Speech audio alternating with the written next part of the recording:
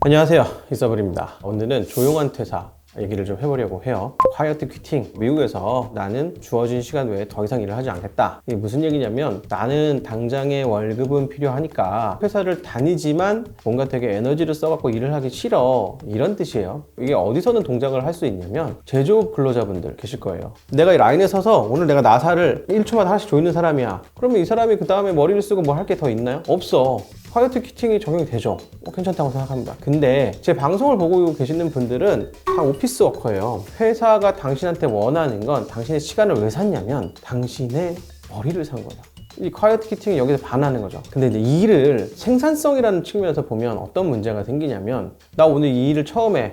근데 오늘 8시간 일을 했어. 내일 해. 그러면 오늘 하는 일을 내일 하면 좀 더 잘하겠죠. 이 숙련이라는 건 금방 한계 효용이 와요. 한 두어 달 하면 숙련이 돼. 그러면 그 이상 더 잘해지지는 않아요. 그럼 난 숙련공이니까 맨날 이것만 하면 일 충분히 잘하고 있는 거냐? 아니라니까요. 왜 아닌지 말씀드릴게요. 챗 GPT부터 시작해가지고 MS랑 구글에 AI 서포트 전쟁들이 시작됐잖아요. 다큐멘팅에 들어가는 공과 시간, 검색에 들어가는 시간, 이런 걸 줄여줘요. 내용 자체는 뚜루루루룩 쓰면 30분이면 쓰는 거지만 이걸 발표 자료를 만드는 데는 막 4시간씩 걸렸단 말이에요.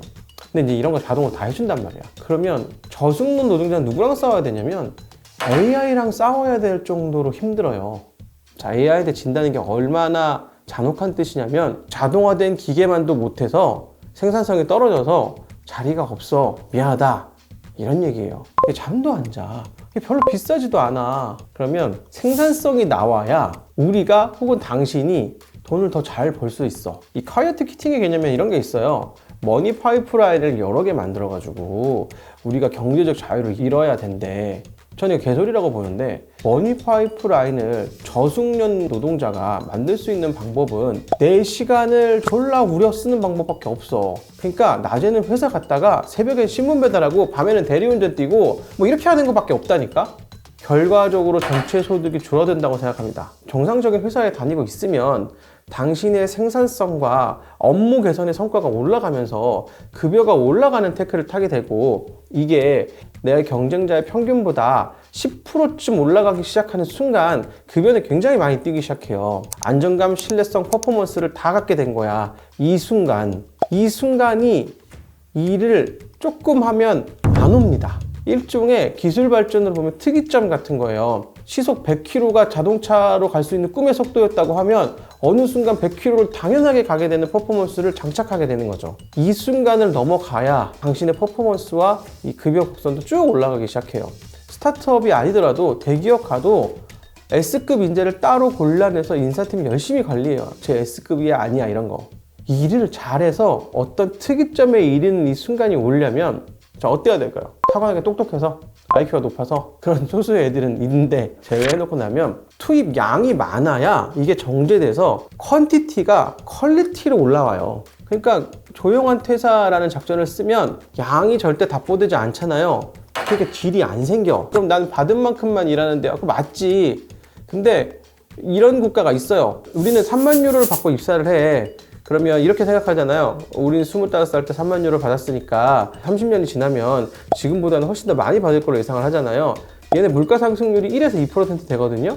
그만큼 올라요. 돈은 조금 올랐을지 모르지만 전체적인 비중은 비슷해. 그 3만 유로짜리 인생을 평생 살다가 퇴사하는 거예요. 이게 프랑스 스타일이에요. 사실 콰이어트 퀴팅의 핵심은 이렇게 살아라예요. 전 이것도 방법이라고 생각해요. 다만 저는 이제 그런 인생을 좀 살기 어려운 거고, 이놈의 AI들이 점점 고도화될 거예요. 그러니까 나는 숫자를 잘 만지고 시뮬레이션 잘하는 사람이라면 AI를 극도로 잘 써서 더 많은 것과 더 정교한 분석을 할 수 있도록 진행하는 게 맞을 것이고, 나는 고객 설득을 잘해.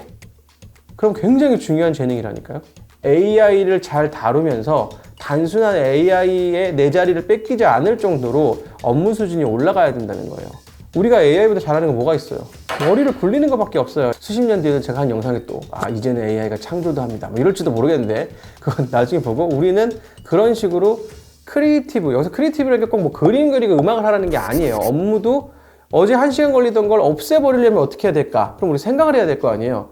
이런 식으로 개선하는 데 있어서 크리에이티브를 가지고 사람만이 할 수 있는 일을 점점 잘하는 거, 이렇게 되면 일을 잘하게 되고 돈을 많이 벌게 될 겁니다. 그래서 제가 콰이어트 퀴팅, 조용한 퇴사를 깠던 건 무슨 얘기냐면 그 시간 맞춰갖고 7, 8시간 동안 난 회사에 와서 회사에서 시키는 거 딱 하고 갔어요 라고 하면 자리가 없어질지도 모릅니다. 솔직하게 보자면 어떤 느낌이냐면 노동법의 범주, 그 범주 안에서 사실은 회사의 업무 기여도는 별로 없지만 잘리지는 않을 정도의 그 결격사 요 안에서 얇고 길게 그냥 이렇게 가고 있는 거예요. 이게 뭐 길겠어요. 길것 해봐야 몇 년이지. 우리 50년, 60년씩 살 거잖아. 그럼 내 주특기 하나는 만들어 갖고 있어야지. 저는 회사에서 퇴사를 하시는 것도 좋은데 퇴사를 하실 거면 적어도 내 주특기는 완성하고 나오시라고 말씀드리고 싶어요.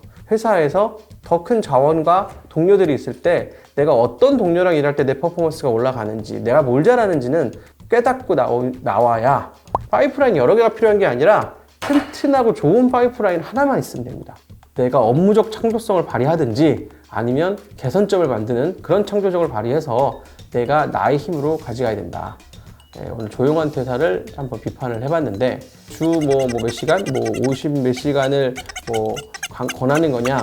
솔직히 말하면 저는 일을 많이 하는 거, 오랜 시간 하는 거 좋아하지 않는데 일이 나에게 어떤 스터디가 되는 시점에서는 절대적으로 양이 필요해요. 처음부터 양을 줄여놓으면 이게 뭐 정리되고 뭐 할 게 없잖아. 여기까지 하겠습니다. 감사합니다.